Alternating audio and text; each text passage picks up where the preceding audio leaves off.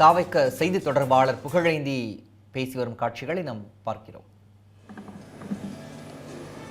அமைச்சர் பொதுச் செயலாளர் புசி ஆனந்த் அவர்கள் முயற்சியிலும் ராஜ்மோகன் மாண்புமிகு அமைச்சர் அவருடைய கோஆர்டினேஷன் அதை அமைப்பை ஏற்படுத்தி கொடுத்த அவர்கள் முயற்சியிலும் இது நேற்றைய தினம் வெளியிடப்பட்டது.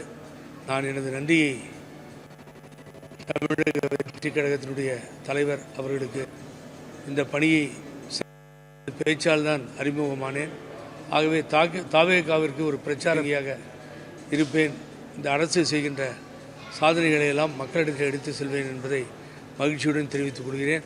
என்னை வளர்த்தது பிரசு தான், உங்களுக்கு நான் அதை மகிழ்ச்சியாக சொல்லிட்டேன். இப்போ நெக்ஸ்ட்டு என்ன விஷயத்துக்கு வரீங்க? எல்லாரும் எதிர்கட்சி தலைவர் உதயநிதி கைது பண்ணாமல் என்ன பண்ணுவாங்க சொல்லுங்கள் பார்ப்போம்.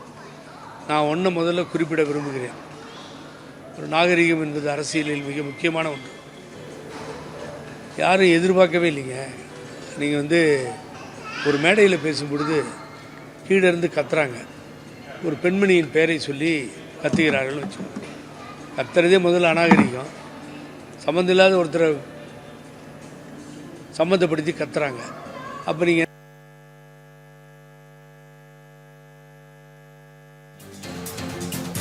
தவிர்த்துருங்க. உடனே வேறு வழி இல்லை. நான் சொல்கிறேன், அங்கே தண்ணி வரும் இங்கே தண்ணி வராதுன்னு வார்த்தை சொல்லலாமா? பேசிட்டேன்னு நான் காவேரியை பற்றி சொன்னேன். என்னங்க அர்த்தம் அது? அப்போ நீங்கள் எதையோ தப்பாக சொன்னதை நீங்கள் ஹிண்ட் பண்ணி நீங்களே சொல்கிறீங்க காவேரியை பற்றி சொன்னேன். அதை விட கேவலமானது நீங்கள் காவேரியை பற்றி சொன்னேன்னு சொன்னது. தலைக்காவேரியில் ஊற்றுகளாக பிறந்த அந்த நீர் நதியாக மாறி ஜீவ நதியாக காவேரி பாய்ந்து வருகிறது. அந்த காவேரி நீர் இல்லைன்னா என்ன கதி? காவேரி தாயின்றோம். நேற்று ஆடிப்பெருக்குக்கு லட்சக்கணக்கான தாய்மார்கள் நிற்பதை பார்க்கிறோம். அந்த தாய்மார்களையும் அசிங்கப்படுத்தி காவேரி தாயையும் அசிங்கப்படுத்தி ஒரு கேவலமாக பேசுவது என்பது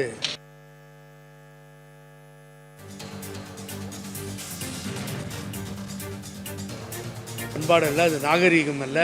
தமிழர்கள் தஞ்சை பெயரளவிலே ஏமாற்றுகின்ற வேலை குறிய விஷயமாக இதனை நான் பார்க்கிறேன்.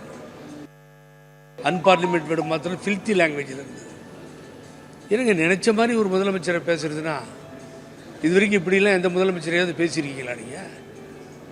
நடிகன்றது, வாயில் வந்து பேசுறது, மதுரையிலிருந்து ஒரு ஆள் லூஸ் மாதிரி இருக்கான், கண்ணா பின்னான்னு கத்தி பேசுறது, என்னங்க அர்த்தம்? இது மாதிரி பேசிக்கிட்டு இது மாதிரி பேசுனா அப்புறம் எந்த அரசு வேடிக்கை போகும்? அரசு என்னுடைய சட்டத்தை உங்கள் கைகளிலே கட்டி போட முடியாது. சட்டம் அது கடமை தான். இப்படி பேசியதற்காக கைது செய்யப்பட்டிருக்கிறார்.